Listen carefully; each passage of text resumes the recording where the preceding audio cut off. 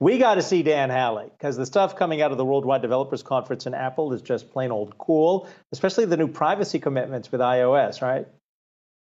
And we saw a bunch of new updates for Apple's main operating systems, iOS, watchOS, macOS, and iPadOS. And I think some of the biggest changes are those privacy changes, as well as what we're seeing out of iPadOS and iOS. Now, just to give you a quick rundown, iOS 15 is going to bring changes to things like notifications.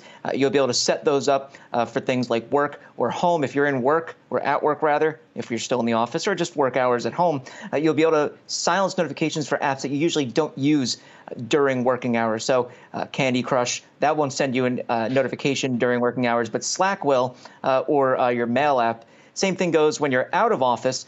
You'll get fewer notifications for working apps and more notifications for the apps that you like to use outside of the office. But you can also adjust those. So if you still want to get your Slack notifications or things like that when you're, lounging on the couch, you could still do that if you're, a workaholic.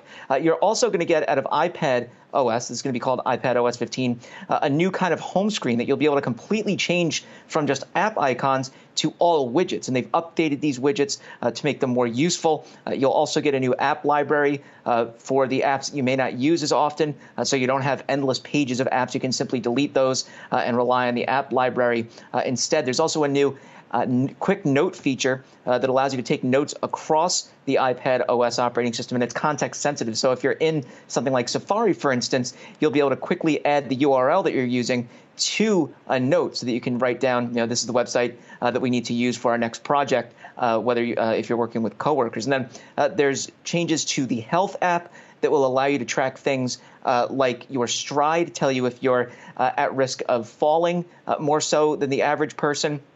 There's also respiratory tracking during sleep for watchOS. That would be able to help you know if you're not breathing normally at night, which it could be a sign of something like sleep apnea, although Apple goes out of its way to not say that it's tracking that in particular. And then also some changes to privacy, as you said.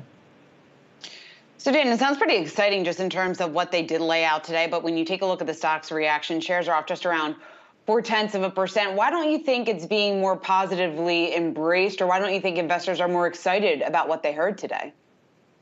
This usually happens around Apple events where they'll announce something and, you may see the stock just drop off.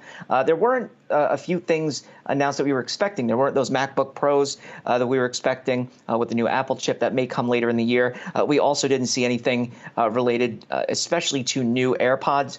Those are obviously a huge seller. So I think that you'll see those in the future, but this is something that usually happens. Either it's a muted response or the stock tends to fall around announcements that Apple makes. I think that's mostly related to expectations either not being met or understanding what was already going to come because of leaks.